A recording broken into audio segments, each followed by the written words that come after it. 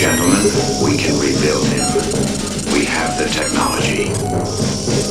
We have the capability to make the world's first bionic man.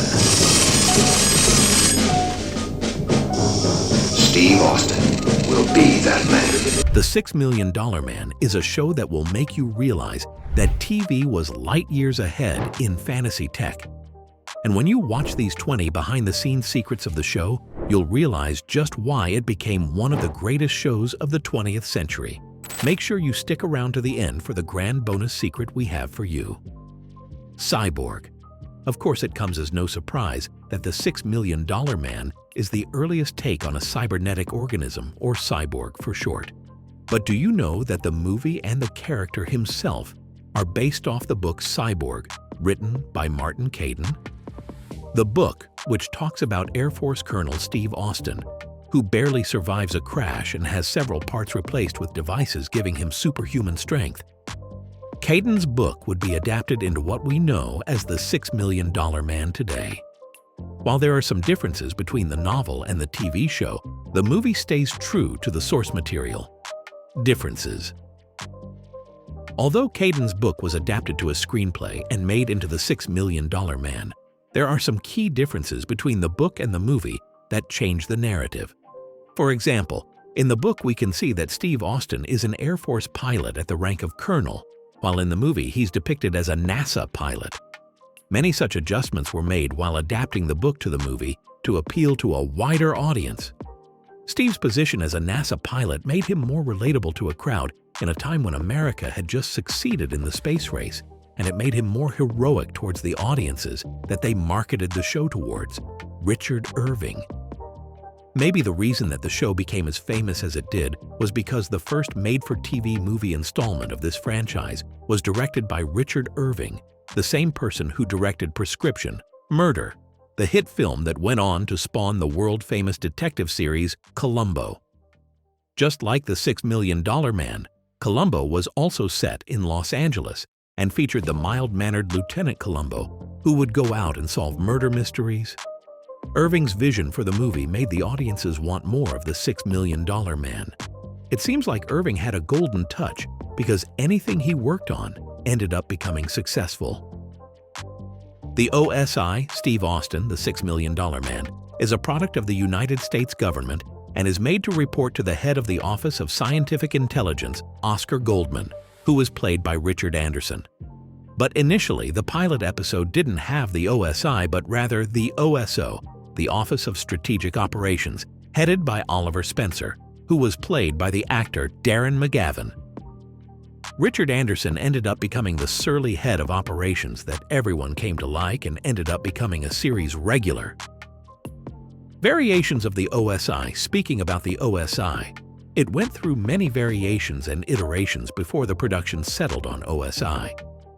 The source material for the show, Cyborg, called the department the Office of Special Operations, while the movie changed it to the OSO, or Office of Strategic Operations. The production ended up experimenting some more with the name before they finally settled on the Office of Scientific Intelligence, or OSI for short. It seems like the production wanted to lean more into the space and science aspect of the entire show, as it was what was in at the time. Dr. Rudy! Of course, the moment in the movie and show that begins the start of Steve Austin's journey as the $6 Million Man is the fatal crash that destroys much of his body. But then Austin's body is repaired and rebuilt by the brilliant Dr. Rudy Wells. Dr. Rudy was played by Oscar winner Martin Balsam, who was then recast in later productions of the show with Alan Oppenheimer and finally Martin E. Brooks. Each character brought a different energy to the character. The idea of a character like Dr. Rudy became popularized with the introduction of the character and has now become a staple in many other cyborg films, one of the most prominent ones of the 21st century being RoboCop. Not iconic yet, the $6 Million Man is known for many things, but there are two things that are almost synonymous with the name that, if left unmentioned, would be a cardinal sin. What are we talking about? Well, first, it's the iconic slow-motion shots of the Bionic Man running, and second is the iconic na-na-na-na in the intro. But what's crazy is that the movie initially did not have either of these things, which makes it feel very different from what traditional enjoyers of the show were used to. Popular! The $6 Million Man almost instantly became popular the week it was released. Although the marketing for the series wasn't as strong as you would have expected, when it finally aired on March 7, 1973, it ended up performing spectacularly on the ABC network channel when it was finally released. ABC Network apparently had a difficult time managing all the requests that were coming in for more of the $6 Million Man. And in time, they produced and shot the series that we all came to know and love today, Steve's Fiancé. Believe it or not, Steve Austin had a fiancé in the original pilot. Although the Steve Austin we know from the series is a bachelor, the pilot initially featured a character named Barbara Anderson, acted out by Gene Manners, who was supposed to play the role of Austin's fiancé. But when the movie ended up becoming a hit, the writers for the show decided on writing out the character because it would conflict with the persona they wanted for the $6 Million Man. It seemed like the writers of the show wanted Steve to be someone without any commitments, as having a fiancé or wife would throw off the trajectory of the show. Let's be honest, every episode would have become Steve trying to rescue his wife from his enemies, and that would have been a horrible show, real crash. If you have watched the pilot of the show, you must have seen the famous moment in the series where Steve Austin's NASA test flight goes awry and causes him to crash. If you felt this one particular sequence looked eerily real, it's because it was. The footage that we see on screen when Austin crashes is from the actual M2F2 lifting body crash in 1967. In reality, the test pilot of the M2F2 survived but sustained severe injuries and loss of vision in one eye. So next time you watch Steve get a second chance with his bionicle attachments, just know that there was an actual pilot in that crash you see on screen. Are you enjoying the video so far? Well, if you stuck around this long, make sure to stay till the end to hear the amazing bonus secret. Landmarks. If you've watched the series, you probably remember much of the background for the film featuring rather arid deserts. This is because most of the show ended up being filmed in locations like Yuma in Arizona and Southern California. But one of the most recognizable landmarks in this entire movie is the front of the federal building in Los Angeles, which was represented as the exterior of the OSO headquarters.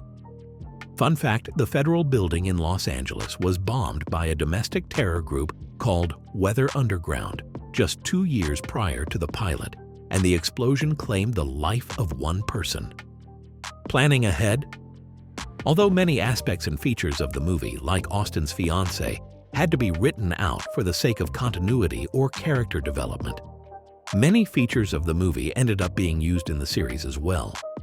One such example is Steve's eye, which is said to be bionically replaced in the movie, but never mentioned again.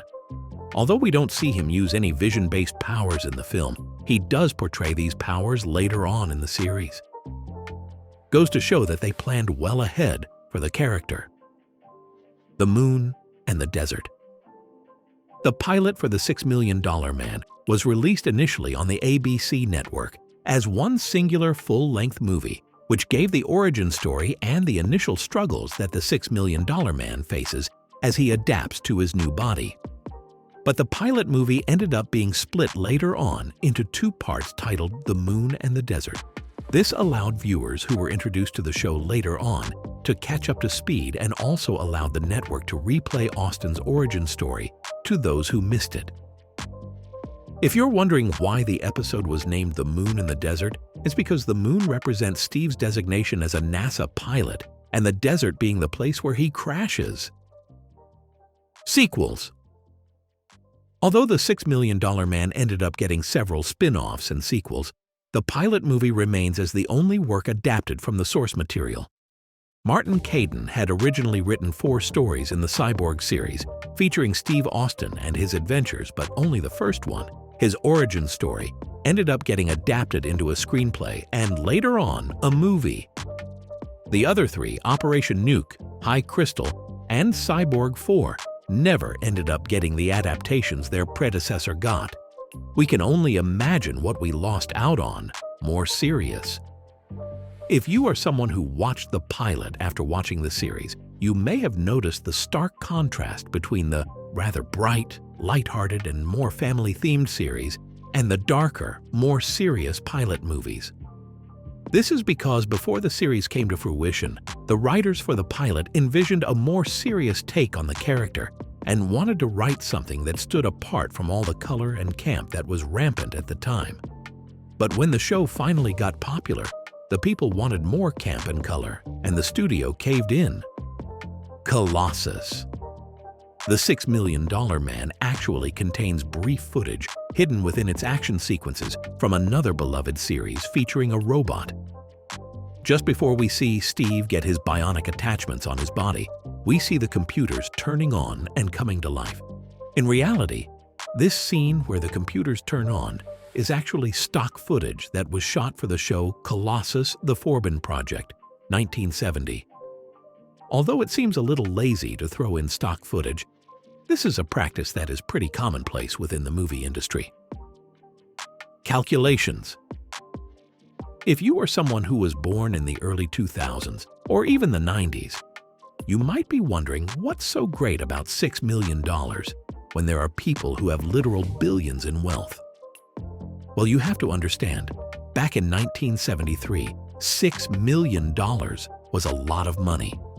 Adjusted for inflation, $6 million comes up to around $40 million in today's money. That's quite a bit to spend on one cyborg, stunts. Now, if you watched the pilot, you probably wondered who was really behind the crazy stunts that they did on screen. You might think it's a stunt double, but you'd be wrong. Lee Majors actually did all of his stunts starting from the pilot all the way to the end of the show, which is why it looks all the more authentic. But make no mistake, Majors suffered severe injuries while filming this show, even getting his ribs cracked once. The bionic noises. The $6 Million Man had become famous at one point for one aspect alone, and it was the iconic bionic noises that came when Steve used any of his bionic attachments. But these noises were not present at the start of the show. Steve used to move in complete silence, which made it look rather odd. It's only when feedback began coming in that the producers realized that the missing ingredient was the sound design of Steve's movement. Science to fantasy.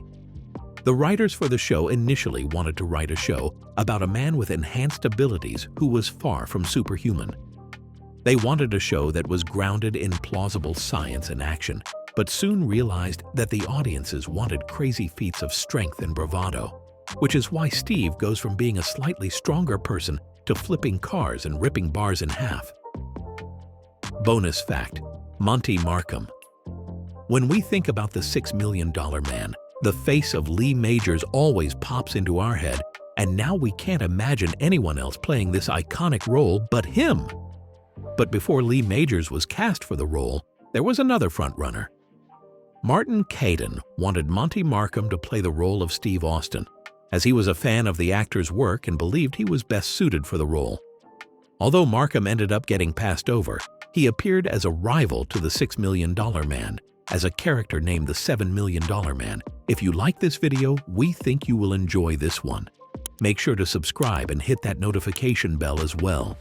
Make sure to leave a comment as well, telling us which fact was your favorite.